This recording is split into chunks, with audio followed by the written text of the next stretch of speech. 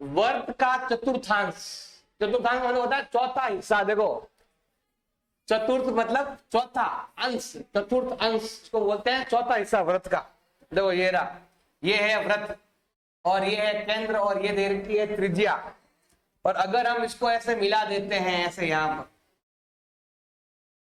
तो ये चौथा हिस्सा है पूरा का, ये 4 हिस्से हो रहे हैं, 4 में से आपको एक हिस्सा लेना है चौथा। इसका मतलब होता है आपके यहाँ कितना डिग्री कोण होगा, 90 डिग्री।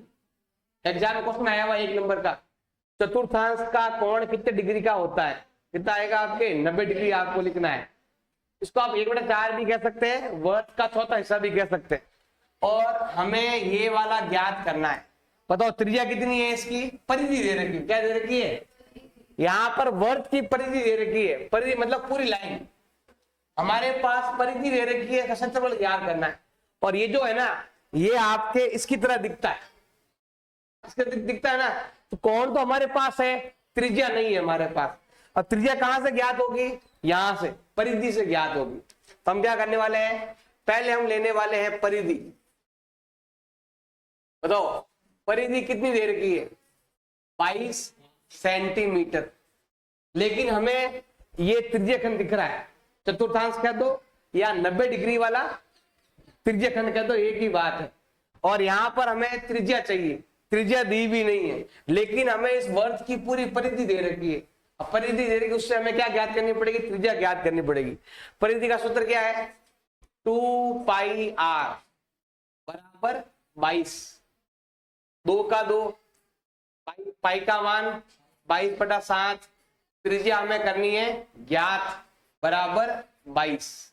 ये उधर भेज दो, उल्टा कर दो इधर भेज कर। तो आर का मान होगा 22 इंटू, ये इधर ही है, ये इधर जाएगा उल्टा हो जाएगा सब।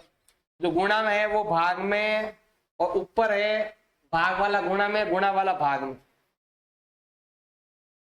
करते जो काट दो, देखो 22 से 22 गया, कितना आया 7/2। चाहो तो 3.5 भी लिख सकते हो। पहले वाले सवाल में त्रिज्या दे रखी थी, ये देखो त्रिज्या कितनी है 6, इसमें त्रिज्या दी भी नहीं थी, इसने परिधि दे दी। तो परिधि हमने क्या कर दी, त्रिज्या ज्ञात कर ली। पहले वाले क्वेश्चन में त्रिज्या दे रखी थी, इसमें त्रिज्या नहीं दे रखी है, तो त्रिज्या हमने ज्ञात कर ली। अब बाकी वाला काम पहले वाला ही है, हमें ज्ञात करना है त्रिज्य खंड का क्षेत्रफल। हमें क्या ज्ञात करना है, त्रिज्य खंड कह दो या उसको चतुर्थांश कह दो, बात एक ही है, दोनों में कोई फर्क नहीं है। बस त्रिज्य खंड में कोई भी कोण हो सकता है, लेकिन चतुर्थांश में केवल 90 डिग्री का कोण होता है। और सवाल आया हुआ 1 नंबर का, इसका कितना डिग्री कोण होता है, 90 डिग्री। बस ये आपकी इच्छा है तो ये वाला फॉर्मूला लगा सकते हो,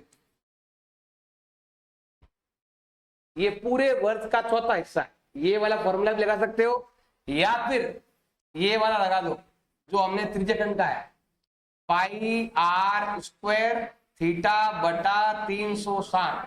दोनों का मतलब एक ही होता है, अलग अलग नहीं होता है। देख लो भाई, यहां पर देखो, पाई का मान 22/7, त्रिज्या 7/2, त्रिज्या 7/2, कोण 90 डिग्री बटा 360 डिग्री। कटे जो काट देना, सिंपल ध्यान देना भाई।